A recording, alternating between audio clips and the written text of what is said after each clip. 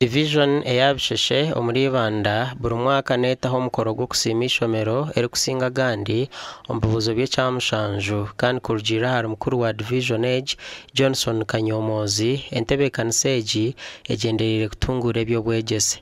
Nimpereze ekirabo ishomero erisingire embuzi na n'ekikopo honkanye kinkushimira Ruhanga kuyanteekaho ebirabo ebi hari empinduka y'amaani omu by'obwegyese bwa Busese Division.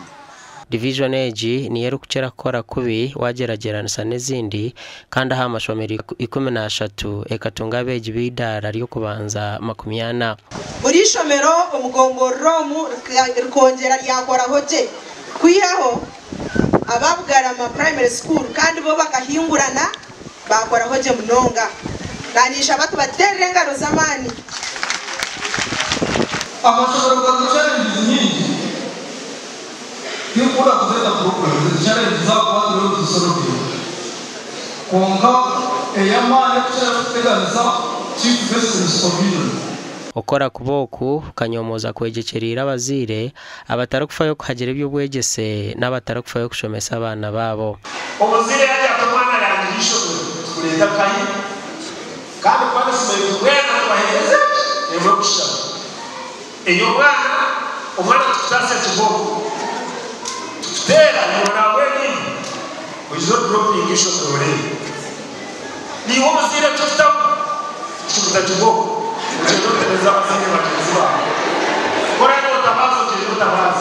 Omishengero wa Ibanda Municipality Tarsis Rwaburindori niwabiira ry'omugenyi mukuru kandi nagira ngu hashemereire kubaho entaasya omu maka eby'obwegyese byaza kutereera.